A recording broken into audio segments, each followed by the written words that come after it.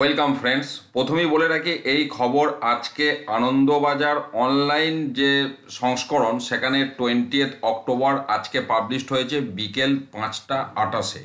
এবারে খবরের হেডিংয়ে যেটা বলা হচ্ছে, সুপ্রিম রায় কার্যকর হলে চাকরি হারাবেন প্রায় 90,000 শিক্ষক, টেট প্রস্তুতি সেরে রাখছে রাজ্য। এবং যেটা বলা হচ্ছে, গত মাসে সুপ্রিম কোর্টের বিচারপতি দীপঙ্কর দত্ত এবং অগাস্টিন, অ্যাকচুয়ালি এই রায়টা অনারেবল জাস্টিস দীপঙ্কর দত্তর সাথে দিয়েছিল অনারেবল জাস্টিস মনমোহন, অগাস্টিন জর্জ মাসি কিন্তু নয়। তো যাই হোক, পুরনো খবরটা নিয়ে আমরা আলোচনা করব না। যেটা নতুন যে তথ্য উঠে এসেছে সেটা হচ্ছে, সম্প্রতি এ তথ্যই উঠে এসেছে রাজ্য শিক্ষা দপ্তরের সমীক্ষায়, মানে প্রায় 90,000 শিক্ষক শিক্ষিকাকে টেট দিতে হবে, এটা বলতে চাইছে।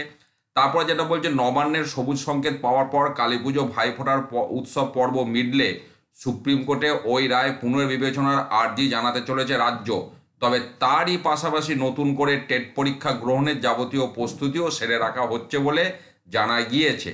তারপর যেটা রায় হয়েছিল সেটা এখানে বলেছে, আমি সেটা বলে আর সময় নষ্ট করছি না। উত্তরপ্রদেশ রিভিউ পিটিশনে গেছে, আবার তামিলনাড়ু সামনের বছর 3 দফায় টেট নেবে এমনটা বলেছে।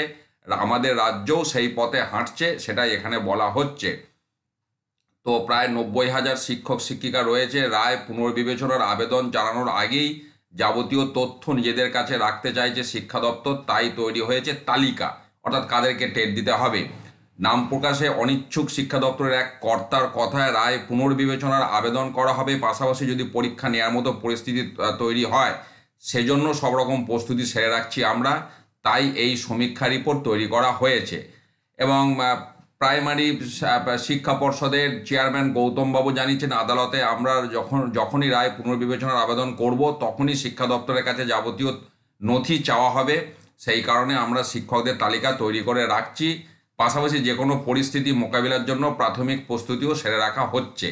অর্থাৎ যেটা বলা হচ্ছে যে দুদিকেই একটা টান রাখতে চাইছে পশ্চিমবঙ্গের পক্ষ থেকে। রিভিউ পিটিশনেও আমরা যাচ্ছি, আবার প্রস্তুতিও সেরে রাখছি যদি টেট নিতেই হয় সেক্ষেত্রে। অর্থাৎ ইতিবাচক নেতিবাচক একটা মিশ্র বিষয় এখানে রয়েছে। এখন আনন্দবাজারে আজকে পাবলিশড হয়েছে, এবার কতটা বিশ্বাসযোগ্য কতটা বিশ্বাসযোগ্য নয় বলা খুবই মুশকিল, কিন্তু তথ্য সামনে আসছে। আজকের আপডেট আমি শেয়ার করলাম আপনাদের সাথে।